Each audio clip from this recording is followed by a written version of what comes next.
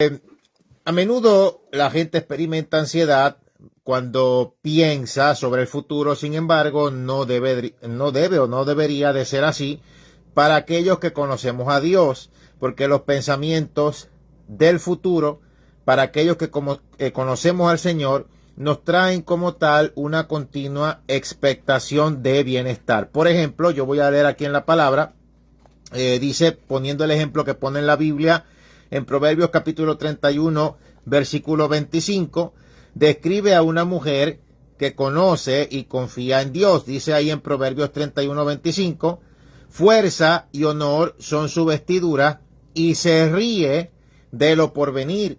De hecho, nosotros como la iglesia somos comparados a la novia de Cristo, que es en la manera en la que se nos compara para que pues sea obviamente revelado el significado espiritual traído a un significado material para que se entienda lo grande y poderoso que es. Y pues obviamente será, porque ahora de novia pues ya sabemos, hemos dicho anteriormente, había un triple proceso en el caso de las bodas orientales, donde primero el novio pagaba la dote por la novia a sus padres.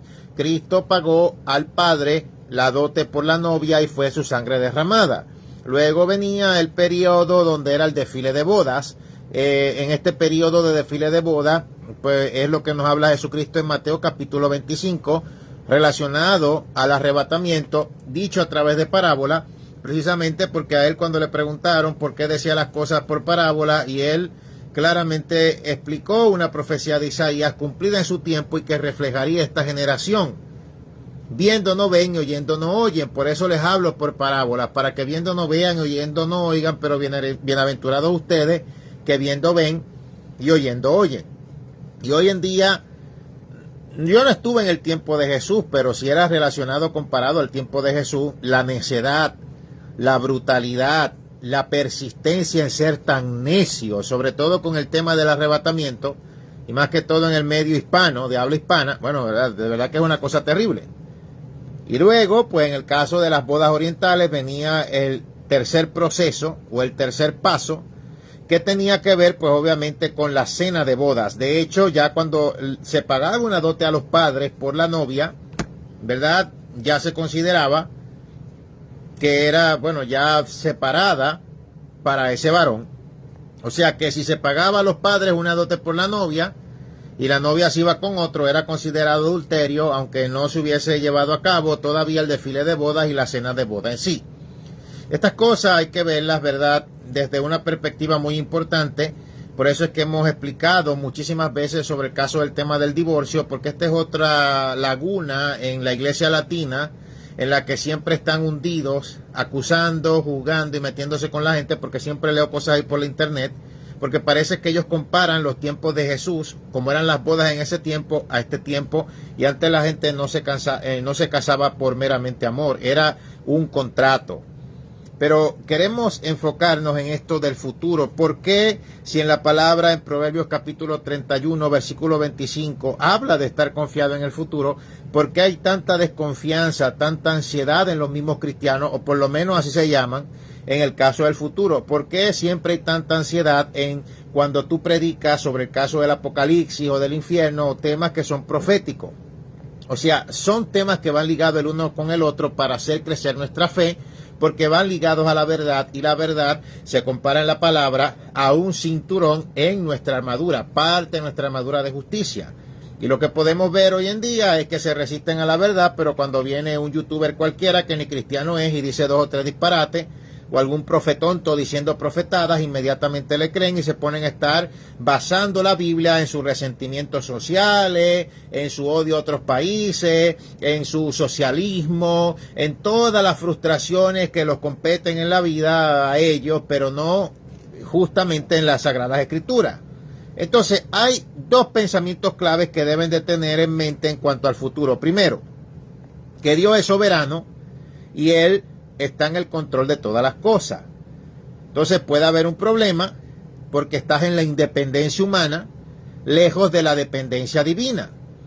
Entonces, mire, Dios conoce el futuro, controla absolutamente todo lo que sucederá, y la Biblia dice: acordaos de las cosas pasadas desde los tiempos antiguos, porque yo soy Dios y no hay otro Dios, y nada hay semejante a mí, que anuncio lo por venir desde el principio y desde la antigüedad, lo que aún no era hecho, que digo: mi consejo permanecerá y haré todo lo que quiero.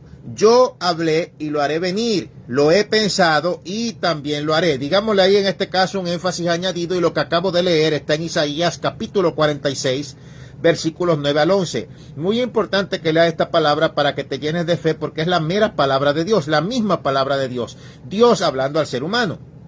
Isaías capítulo 46, versículos 9 al 11. Entonces, hay que ampararse en la Biblia, pero lo impresionante es en estos tiempos, no tan recientes, pero sí en estos tiempos, predicadores diciendo que no predican del rapto porque hay más gente que salvar. Predicadores que les preguntan que si todos los mensajes los basan en la Biblia, y dicen que no, porque ellos lo basan supuestamente en Dios, pero la Biblia es la palabra de Dios. Entonces, ¿qué tú entiendes que es la Biblia? Porque están nuestras experiencias con Dios, pero la palabra de Dios es la mente de Dios revelada al hombre. Y claramente cuando escuchas a este tipo de predicadores, sabes que, o sea, ¿quién los metió ahí? ¿Quién los encaramó o quién los metió en ese altar para que predicaran? Porque los primeros que necesitan tener un encuentro con Dios son ellos. ¿Y qué se puede esperar de sus seguidores? O de sus feligreses, o como quiera que se les llame.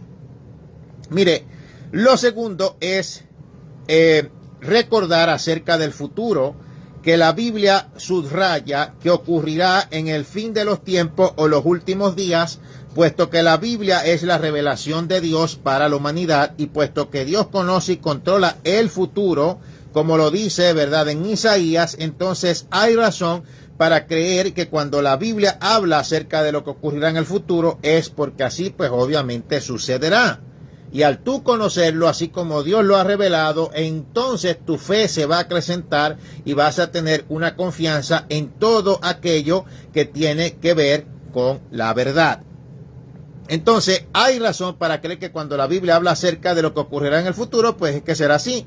En cuanto a las predicciones acerca del futuro, la Biblia dice: porque nunca la profecía fue traída por voluntad humana, sino que los santos hombres de Dios hablaron siendo inspirados del Espíritu Santo. Y quizás muchos hayan, ¿verdad?, ya leído este texto, saben que está en la Biblia, pero les voy a dar la cita, segunda de Pedro capítulo 1, versículo 21. Si la Biblia es inspiración divina, pues entonces es de Dios. O sea, Dios siempre actúa por intermediarios porque se trata de fe. Es como los tontos que vienen y te dicen: yo no creo, ¿tú crees que Dios escribió eso? ¿Y por qué no lo escribió Dios? Bueno, pues ¿por qué no escribió, pues entonces, también, digámoslo así, lo que tú crees, esos libros raros en los que tú estás viendo de espiritualidad? Lo escribieron hombres también.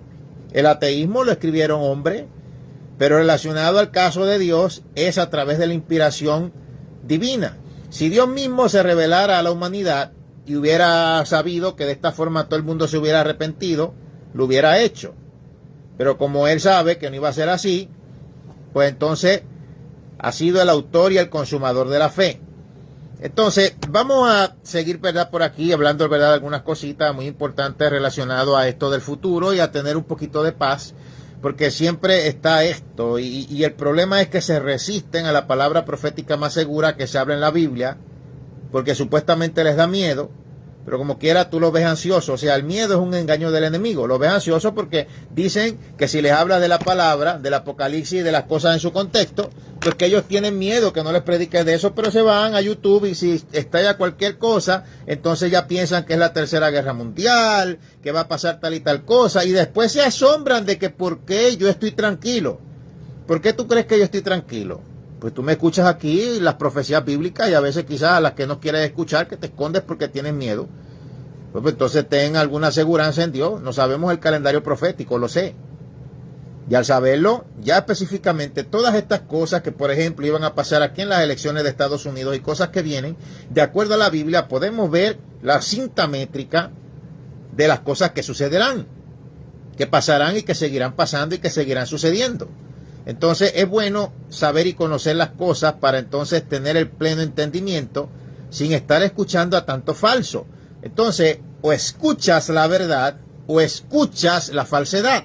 Tienes que escuchar alguna de las dos. Es como en el campo espiritual. En el campo espiritual no hay huérfano. O eres hijo de Dios o eres hijo del diablo. Ni a los brujos le dicen ni a los brujos les gusta que les digan hijo del diablo, pero eso es lo que eres. Porque es que el mismo dicho dice que no es lo mismo llamar al diablo que verlo venir. Es que la gente, mi hermano, pero es que es una cosa brutal.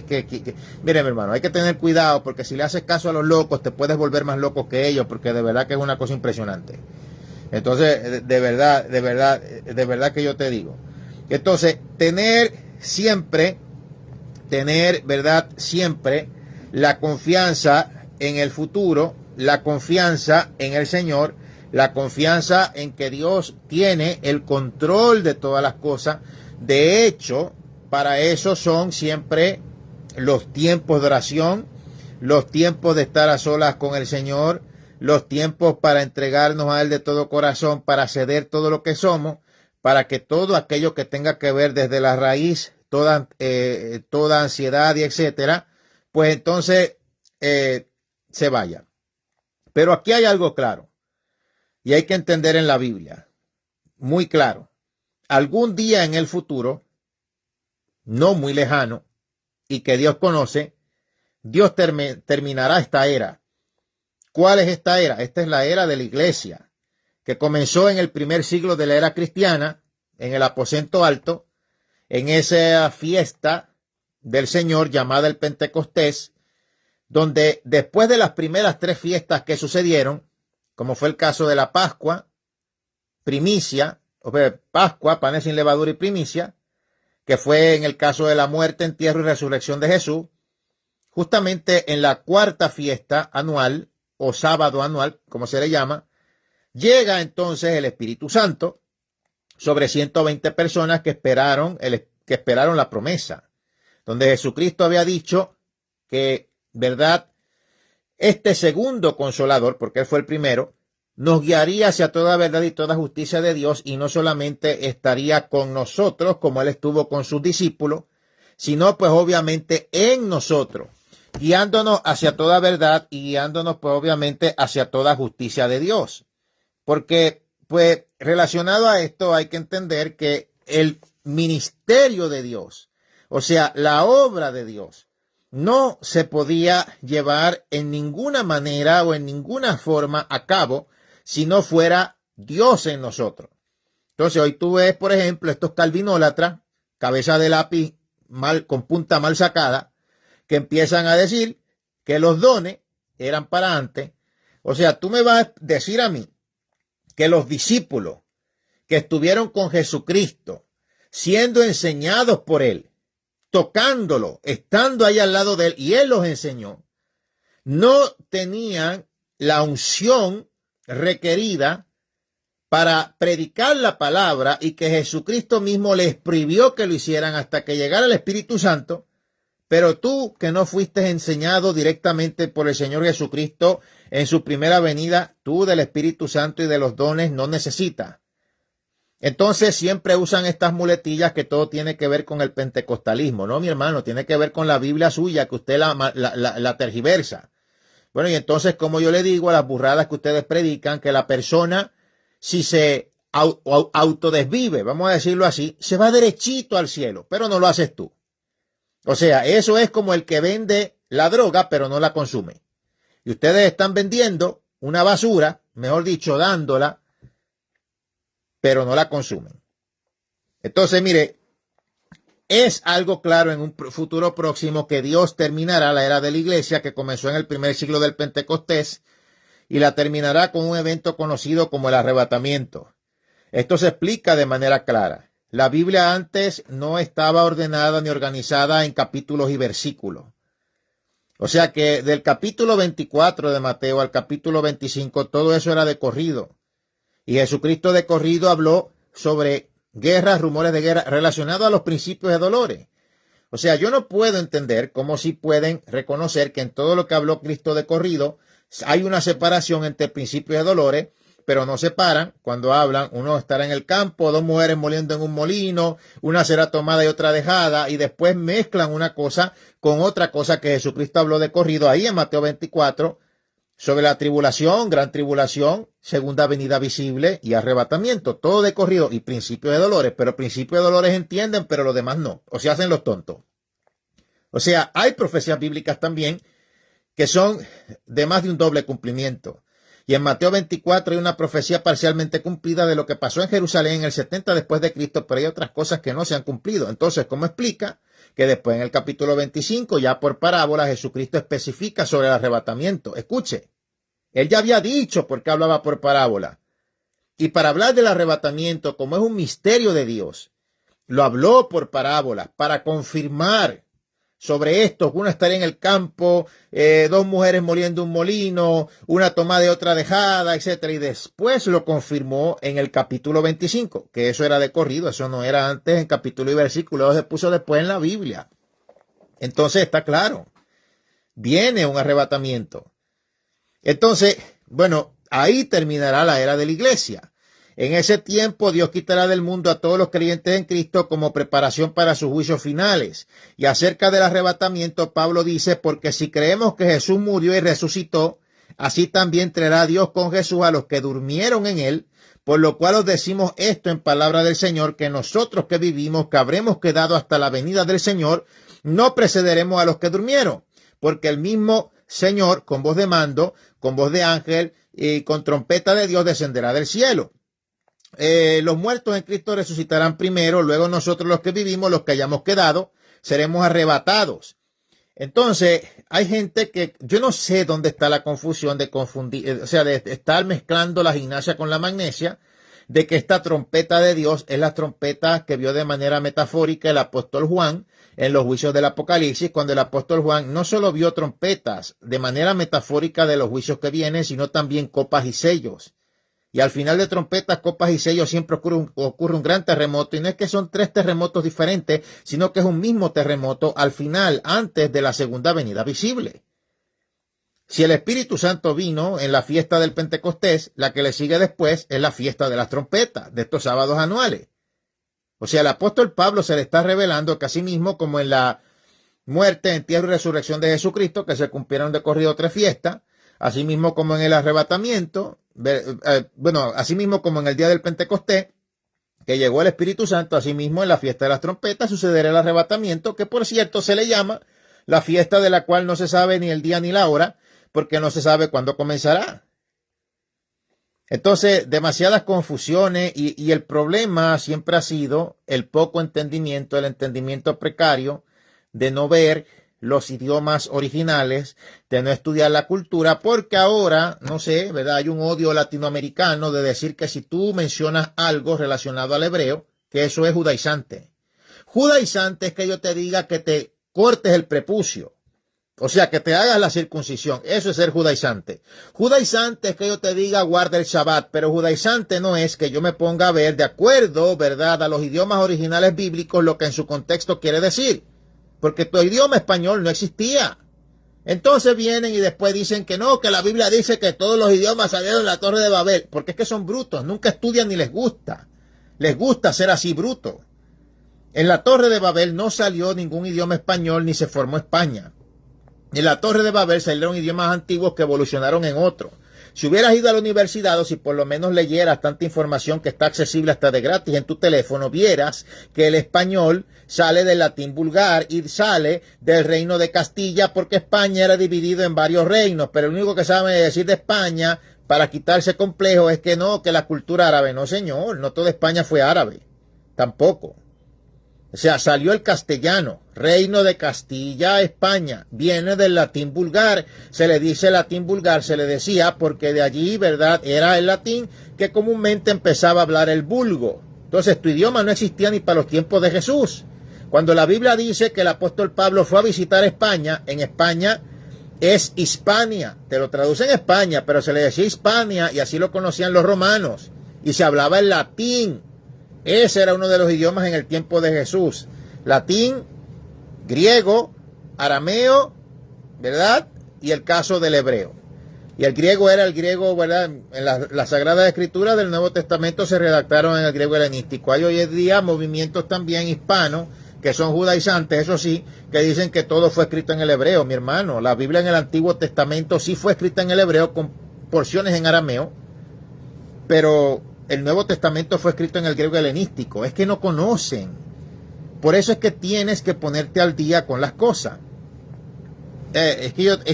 Mira, es tanta la confusión que como, o sea, es como les vengo diciendo. Si te pones a hacerles caso a este montón de burros, que lo que sirven es para fastidiar a veces con comentarios y burradas y estar peleando y con las mañas de sus países, o por lo menos de su vecindario, qué sé yo, de qué covacha o yo no sé, te vuelven más locos que ellos.